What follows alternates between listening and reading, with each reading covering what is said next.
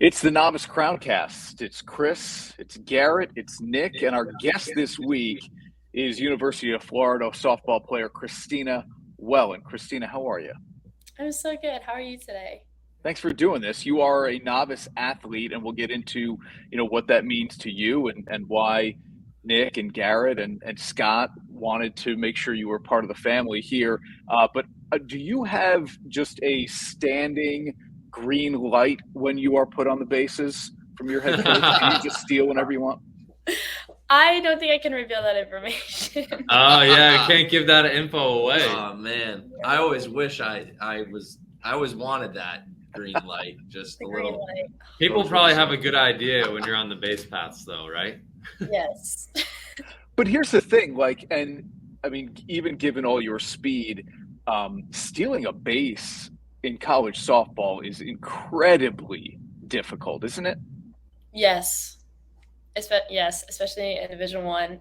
The competition, usually the girls have great arms, and it's pretty difficult, I guess. And when you can't leave the bag until a certain point, it's not like in baseball you just read the pitcher and go on a first move type of thing. I mean, you have to Right. time that perfectly. Hmm. Yes. Um, it definitely, so that's kind of how I ended up where I am right now, is just that 60 feet and how fast you can run it.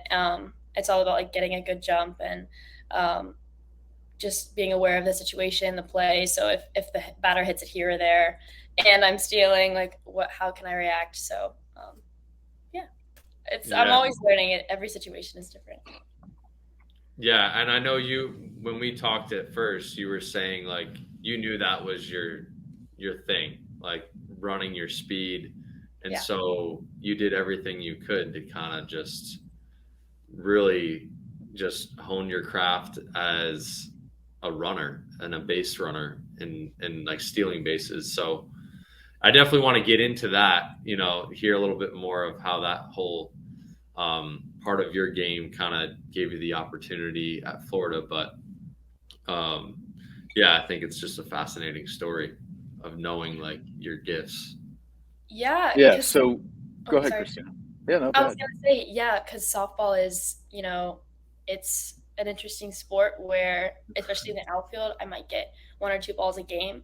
Where if you're running, or the best batters hit 3 out of 10 times. Where if you're running a distance, it's a number. Like you can't argue with it. You can't say, I didn't see her hit, 5 out of 10 times, so she's not good enough. So I realized like, okay, numbers don't lie, they don't have favorites. So if I can present the coach with facts of here's how I can add to the team, and of course like speed also translates into the outfield and other things. But Right. that was just my thought of pursuing softball at UF as a walk-on.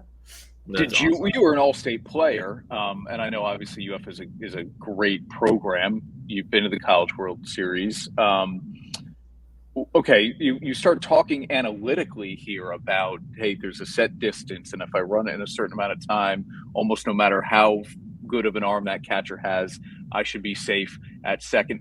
Did you like physics in high school? Did you enjoy math? I mean, you're getting into algebra here and maybe some calculus.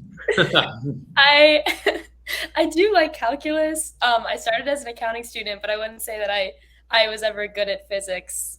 I don't think I've taken one physics course, but no, actually, I'm studying business admin on the pre-law track right now. Nice. Wow. That's awesome. Yeah. All right, well, let's get into it here. Dan, Jason, who you know here at Novice, filled me in a little bit here. The story is incredible. Gee, I know you know it. Nick, you probably do as well at this point. But Christina, you get to Florida, and you just kind of filled us in a little bit here. Hey, my path to getting onto this team is to be an efficient base stealer, a threat on the bases, and maybe good defensively. Take us back to that day where you decided, okay, I'm gonna try to walk on here, and what was the coach's reaction, and then how did you actually secure that spot? Okay, and then we'll get into a little bit of a bump in the road you hit. Sure. Yeah. So it all started, I guess, in high school. I was playing softball, doing pretty well. I was on some travel ball teams. I'd always played up because I have four older siblings. My brother played baseball, my sister played softball. So if I wanted to play, I had to play on an 18U team as a sixth grader. And so actually I started on my first travel ball team also as a runner, sitting the bench, just observing, watching, running, and then of course working my way onto the outfield. That's kind of how I learned. But I realized that wasn't really good for recruiting because most high level programs are looking for my class in 14U or 13U at that time, which is super young, but that's how recruiting was at the time. So you were 12 years old playing 18U? I think I was 13 or Wow. yeah, I was entering high school because it was my only opportunity to play. And so my dad talked to the travel ball coach and was like, hey, I have my other daughter. She just wants to be around the game. Maybe she can play a little bit of outfield, but we didn't have high expectations at the time. And so I was just there having a good time, and I learned, I watched, and it was so fun being able to play with my older sister, Anna. But I realized it was detrimental for me in terms of getting exposure and getting recruited by a high level program. So I had always gone to college camps, and I guess I looked at the wrong places. They weren't the right fits for me. So I kind of was just a good softball player who also prioritized school and other extracurriculars. So I had a good resume. I applied to UF eventually and got in, and I realized I grew up a Gator. My dad went to UF. He also tried to walk on the baseball team, but that's another story. Wow. Yeah. So I joke around with him. I say, Dad, I made it farther than you did. But yeah, so I grew up a Gator, and I got in, and then I'm on academic money through our state Bright Future Scholarship. So I decided the business school is incredible. I'm going to go to Florida. But that also meant, this is a SEC championship team, historically a fantastic program that has made the World Series pretty consistently. It wasn't like it didn't even feel like a real goal. I was just like, okay, this is the point where I was like, I'm going to be a student here. I also play softball, and I love the sport so much. I'm going to do whatever I can to get a tryout and see what happens. So I'm going to go until I get a no. That's what I was going to say. Like, that's kind of what I went into the process with, is go until you get a no. And so I utilized my network in terms of, just different coaches I've worked with. My hitting coach, he gave me, I think, the coach's number, an email, like personal email. So I just emailed him and said, hey, I'm an incoming freshman and I'm interested in, walking on. Just, I don't know what I even said in the email, but it was basically like, I'm here if you want me. And this was COVID year, so the whole world was shut down. All my classes were online, would be online. I'm still in the summer. But the coach replies, and I look back at this email thread, and I cringed so hard because I feel like he said no. And he did say no at first, because he was like, well, like, our roster is full. We don't have a need for outfielders right now. Our budget's tight because of COVID. We're not hosting a walk-on tryout this year. And I totally disregarded the whole first half of that email and focused on, we're not having a tryout this year. Nice. And I took that as, it's a COVID thing. I'm gonna go next year. I'm gonna try next year. So since all my classes were online because of COVID, I stayed home. I did my work, and I trained so hard. I love my trainer. Her name is Janine Hudho. She's incredible, and she is someone who was one of my best friends during that time where I didn't know anybody in college, and I was just kind of on my own, but she really helped me remain focused on my goal. And I talked to her about it, and she's like, all right, we're going to get you fast. And so I trained harder than I've ever trained in my life. And since I graduated high school as a young senior, I was able to play travel ball the summer of my freshman year of college. Nice. Yeah. So I emailed the coach. I have the email thread still. I'll keep it. I printed it out. A year later, I emailed him again and said, "Hey, coach, I'm still here. Here's my summer schedule. I'm playing in all these tournaments."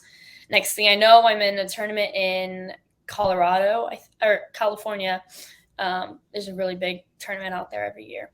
And I see someone in the stands with like bright orange, just a bright orange outfit. Dead giveaway. I know. I was like, you can't even be a little subtle or anything. Yeah. So I'm up to bat and I'm like, oh my God. I had the worst at bat of my life. I think I struck out in 3 pitches and the girl was throwing me balls. And I was like, well, there goes my opportunity to play at Florida. It's horrible. And they were videoing and it was bad.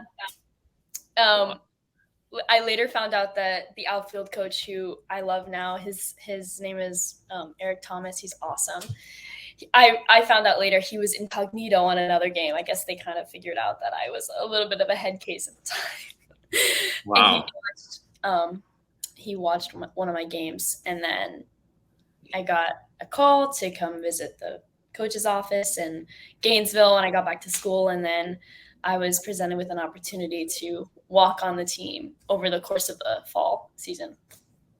Wow. Okay, so then you get onto the team, right? And what is your first experience like there? Yeah, so making it on the team was crazy. I think it was in the middle of finals week. So I was studying for exams. I had exams. And then my dad sent me a picture of the website. And we had taken headshots and done all the media stuff, like just in case. So I didn't even have a real jersey. I had like just like one of the extras that they had. They didn't put my name on it until well after. But sure enough, the roster online was released for the 2022 roster, and I was on it. And wow. Yeah, so that was a special day. It was short-lived, but it was incredible. Yeah, so you got to tell us about, obviously that is like a huge feat in itself. Make the team after, kind of fighting for yourself and knowing your talent, finally getting that opportunity.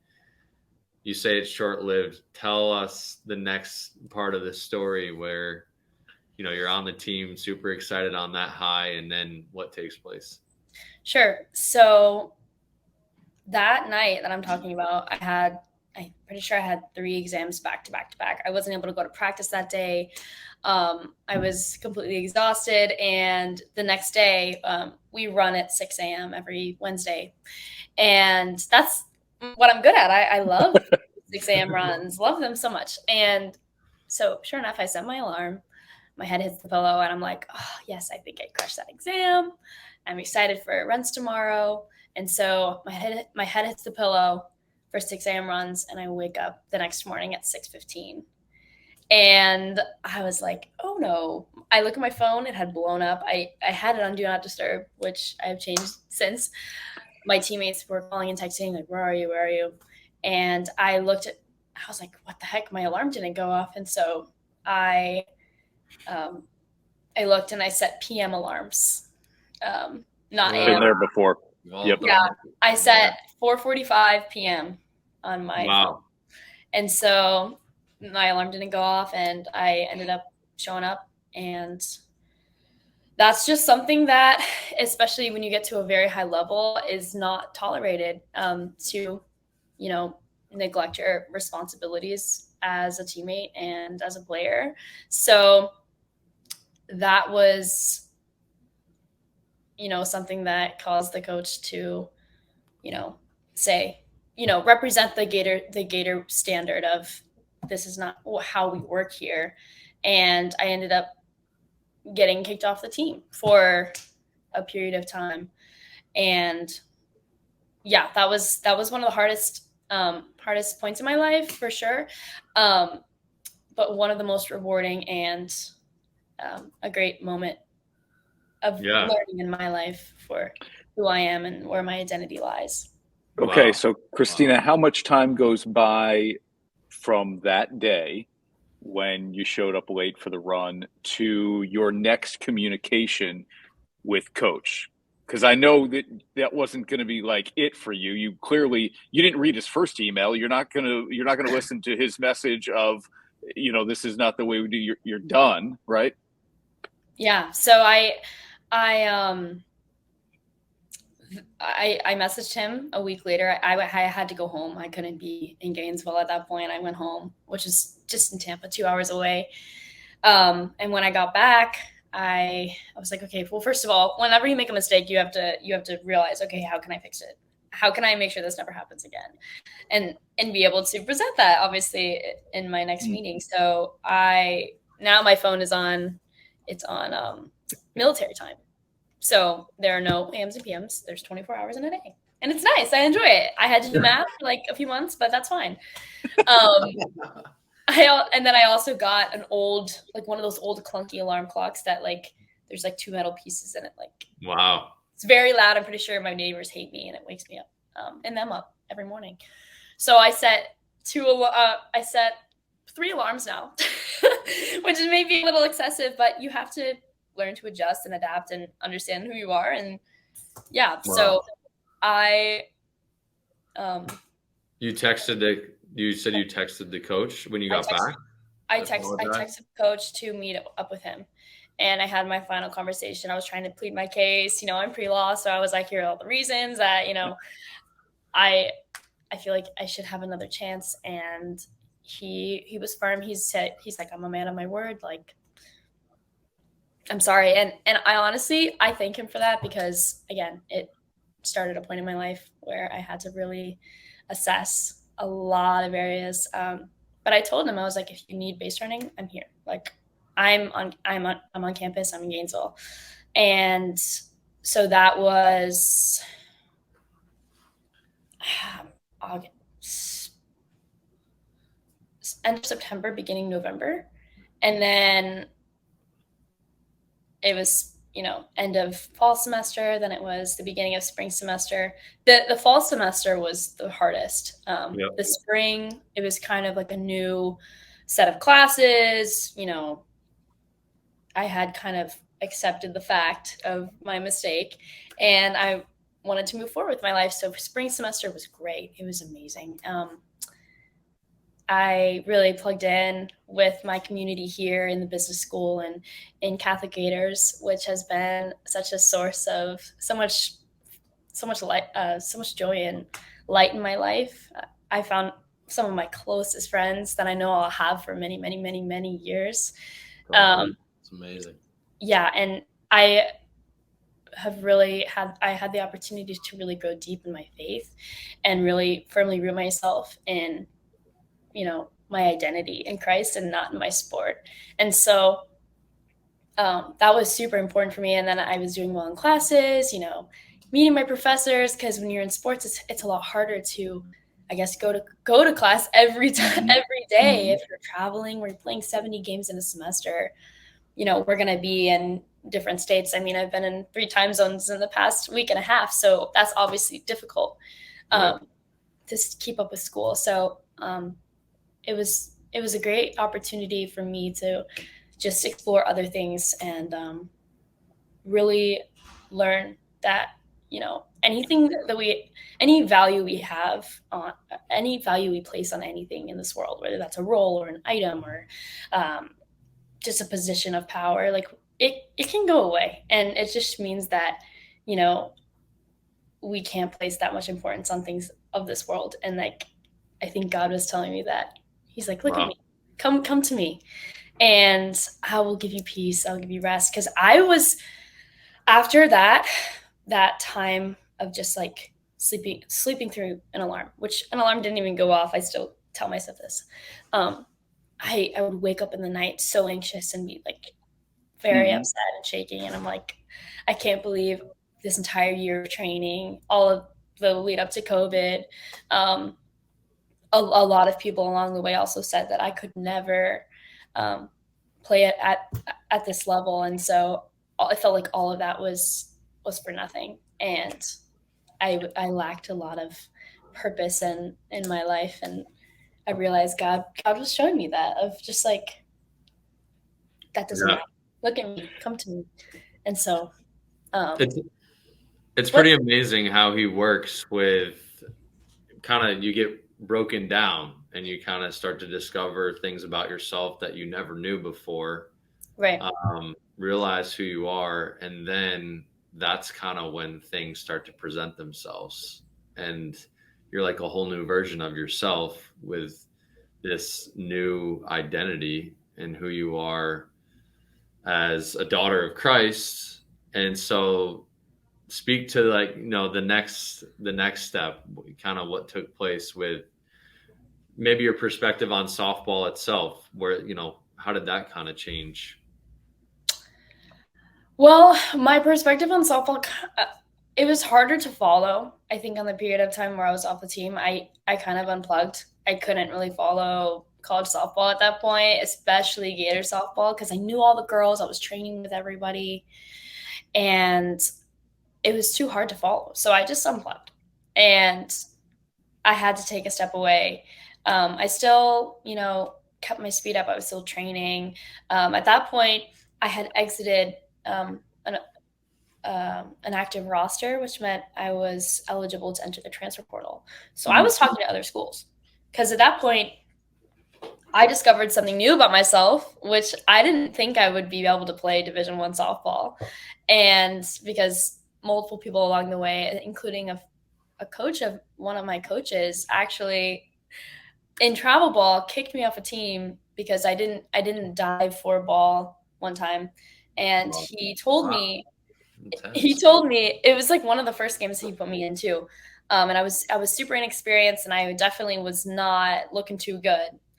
But he said that I would never play big girl softball, and he doesn't want to waste my time. So in the middle of the tournament, he kicked me off a team. And that was something that kind of shook me up early on, and kind of kept me from pursuing bigger universities for softball. And so I was a student. I was like, if it happens, it happens. Like, I'll be a walk-on somewhere. And I tried to walk on at other programs and talk to coaches at other camps and schools. But I had to step away. My perspective changed, of just like, okay, it's a part of my life. It's not a part. It is a part of who I am, in terms of it builds so many valuable skills. And it has taught me a lot about failure and perseverance. And I love and thank the game of softball for that, but it's not who I am as a person, because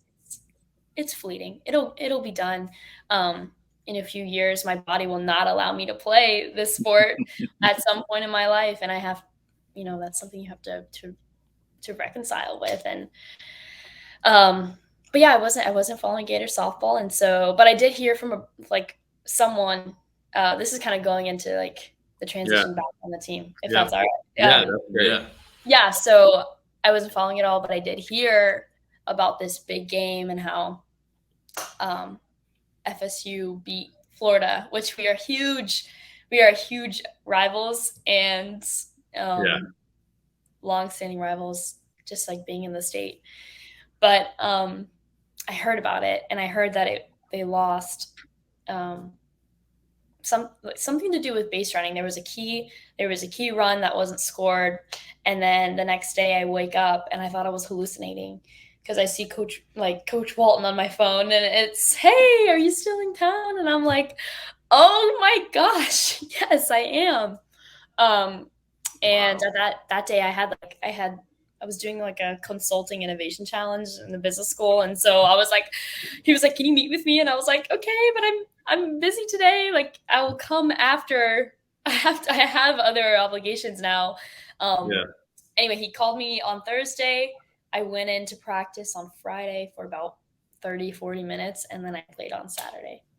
Wow. This is early in the season or like middle of the season? No. So I get this question a lot of just like, at what point were you back on the team? Because big like Gators softball fans, they were like, oh, I remember your first series back. And then people asked me a lot about this dead period. And so it was, I think it was 3/4 of the way through the season. Wow. Like, I remember looking at I have my little, this is our poster of all of the girls Gator softball. But last year, the poster had like the whole schedule on it. And it was about this, like, it was a column about this big. And I was like, oh, where is our next game? And it was like all the way down here. And this was like how much left of the season there was. It was like, they were into the season. So you were totally at peace, moved on, second semester, like you were all good. They're already halfway through the season. You got to be like, there's no way I'm playing this season. And then 2 days in, boom, you're in the game. That's crazy. Well, that's the great thing about softball is it allows a lot of different girls, different types of athletes to fulfill very different roles on the team. Right. Cool. You're going to have girls who are really fast and who can get on base, and girls who can hit bombs to hit those girls in, girls who can run the bases really well, or girls who can, just do very well defensively. And so I love softball for that reason.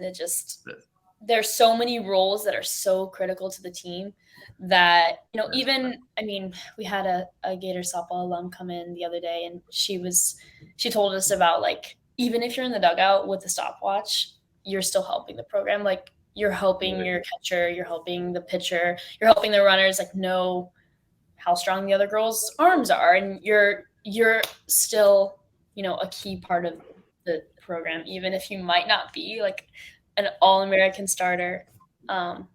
We all have our roles on the team. No, that's awesome. It's an incredible, inspiring story to just stick to your guns and persevere. Like right on brand with what our mission here is at Novus. And that's what's made it so fun to work together, just getting started with everything, knowing you have such a great story to share with so many people out there, not even just in the athletic world, but just staying true to yourself, knowing your worth, getting after it, and claiming your crown. And now you're on, you went to the College World Series that season, and now, your team is, you guys are always like a top 10 team in the nation. So it's really, really inspiring and awesome to hear your story and hear you share about it and the lessons. So it's awesome. Thank you. So Christina, you approach Novus at Seek, and it may have just kind of been like a fact-finding mission, like, hey, this company is sponsoring the conference. Let me just check them out and see what they're about. And now you're a Novus athlete. When did you know, in talking with Dan or maybe a phone call with Garrett, that, like, how do I become part of this, that you wanted to become part of it? Yeah. So you kind of explained, I met with Dan. He was at the stand you guys had set up at Seek. And this was my first time at Seek and being surrounded by like so many different Catholic companies. And I was like, this is great. Like, I love this. And the fact that there's an intersection of faith and sports and in Novus, I was like, this is incredible. I'd love to be a part of something like this. And so I walked up and I was like wanting to meet, I guess, the people sponsoring our event and thank them at least. Just at the very least, like, hey, thanks for putting this on for us. It's really cool. Could you just tell me more about the brand? And I had heard a little bit about Novus from a mutual friend, actually. One of my sister's friends is from New York, and she told me about Novus a while ago, but I didn't really know. It was kind of hard to, I guess, understand the brand at that point. It was a few years ago. But Dan gave a really, great presentation, and he was like, oh yeah, I like work with NIL and stuff. And I was like, oh, cool. Like, that's a super new space. And I learned about his role and everything. And so he set up a call and I got to meet Garrett, and I loved the culture here. And I thought, what you guys are doing is amazing. And I wanted to be a part of it. Nick and G, I'll get out of the way here in a second and let you guys have the final word. There are certainly people who just listen to this CrownCast on either Apple, Spotify, or Amazon, but for the viewer, there's a home plate on the wall behind you. What is that? Oh, that's from the World Series. Actually, it's was sold at the stands, and I bought it and asked the team to sign it. And also, funny story. I wish I could grab it right now, but the whole front is all the players' signatures, and then I was like, I gotta get the managers because they do so much, and that was the first time they traveled. Like the whole staff traveled. Wow. To Oklahoma City. So on the back of the plate, because we ran out of space on the thing. All the managers and staff have their signature too, because they're behind the scenes of everything. So that's so cool. World Series plate. That's awesome. Christina, you're wearing the Claim Your Crown t-shirt. And Nick and G, I don't know if you guys know this, but long before Christina was claiming her crown with Novus, she was wearing a crown. Can you explain to us what the Harvest Queen is? Oh, let's go. No! What? How did you? Oh, okay. Yeah. Okay, that's so funny you bring that up. Yeah, so like I said, I was involved with a lot of different things in high school. There was a local pageant that was held every year, and I was always looking for unique ways to get involved with my community. And it's like a local pageant that allows girls to compete for a scholarship, and also for an opportunity to represent our county. So Hillsborough County Harvest Queen really represents the presence of agriculture in my area. Mm-hmm. So I was able to learn a lot about my county and how much it contributes to agriculture, the dairy industry. I mean, I grew up next to a strawberry field. I'm from Tampa, but I grew up on the outskirts of Tampa. No one knows where I really live. And when I say my town, they're like, what? And so I just say Tampa, but I grew up by the strawberry fields. So in what town? Shout it out. Okay, Dover, Florida. All right. Dover. All right. Yeah, Dover, Florida. And yeah, so I saw as an opportunity to kind of put myself out of my comfort zone. Actually, the process of competing in a pageant is so it's so extenuous. Like, you have to prepare a resume, you have to get ready for an interview, you have to interview with a panel of judges who are going to ask you questions about, yourself, and they'll also they asked me a few technical questions too, just to pick my brain and see how my brain works. And then it was also an opportunity to get better at public speaking and just general confidence and answering questions on stage. And so those were all some things that I wasn't extremely comfortable with. So I saw it as an opportunity to push myself out of my comfort zone. And then I ended up winning. And then it became such an amazing community of people. And I learned so much about my community. And then I was able to organize different drives. We collected blankets for cancer patients. We, through this, the county office, we collected prom dresses for girls in foster care. It was just a lot of great community service opportunities, and it was really fun in the process, because any chance that I get to dress up, I do. And yeah, so that is what Harvest Queen was. It was amazing. Crown claim. There it is. That's a crown claim moment. That's amazing. That's great. Yeah. Well, I mean, I think this has been great. Obviously, your story is inspiring all of us. It's great for us to just hear it again and again, to continue to really chase the dreams that are kind of set within our hearts. And yeah, we're excited to see what Gator Nation and the softball squad does this season. Yeah, absolutely. Yeah, I wish we could get down. Nick was down in Florida a couple weeks ago. Down in Miami. But I mean, again, you don't really get up this far north, do you? Not No, New York. usually. Usually it's the northern teams coming down to the warm weather, Yeah, that's what we especially did. this point of the year.